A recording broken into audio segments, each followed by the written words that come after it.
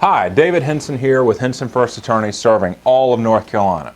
I've talked in another video about how to apply for Social Security benefits with the federal government, but today I'd like to give you a list of some of the information and documents that we strongly encourage folks to have with them at the time of their application. So get out your pen and paper, or if you want to just listen and go to our website later on, we've got a printed copy for you to take as your very own. Now, there's a whole lot of stuff you need in order to improve your chances of applying, so let's get started. First, ideally, you'd have medical information, and lots of it. You're going to want to give Social Security the names and addresses and phone numbers of all of the doctors, hospitals, and clinics since your disability began.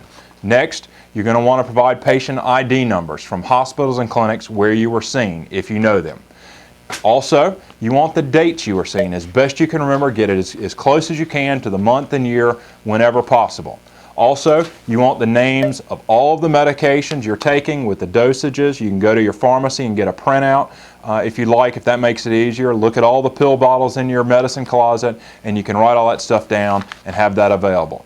Also, if you happen to have copies of any medical records in your possession, then go ahead and take those with you to the appointment or to forward on to Social Security. You don't have to have them, so don't delay your application in order to get copies of medical records. Social Security, or if you have a lawyer, are responsible for doing that for you. But if you already have them, then go ahead and turn them in.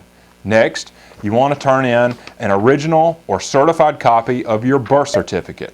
Now, if you were born in another country, you also need proof of U.S. citizenship or legal residency, so make sure you have that in advance.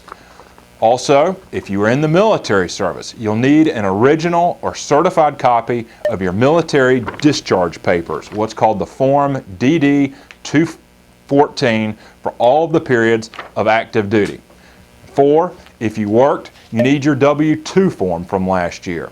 Or if you were self-employed, your federal income tax return, the IRS 1040 and Schedule C and SE. Make sure you get that. Now 5, if your claim or your disability is at all related to workers' compensation, you want to have the workers' compensation information, including the date of injury, claim number, and proof of payment amounts of that workers' comp. Next, you want to have your Social Security number for your spouse and any minor children who live in the household with you. Also, number 7, your checking account or savings account numbers if you have the accounts. You can make a copy of your bank statement. That's got all those numbers on there as well. Number 8, you want to have the name, address, and phone number of an emergency contact. Social Security requires that in case for whatever reason they can't find you or you fall off the face of the earth.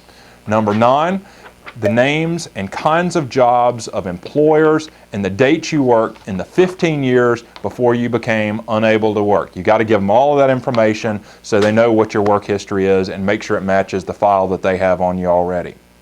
Now, the more information and documentation of these items that you can provide, the better. Over the years, we found that a complete and thorough application can greatly increase your chances for approval. If you have additional questions regarding the application for Social Security Disability Insurance, please visit our website at lawmed.com. We have an entire section of materials available to assist you in becoming more educated about the application process, and that is what will help you the most. This is David Henson with HensonFuerst. If you have additional Social Security questions, we have answers.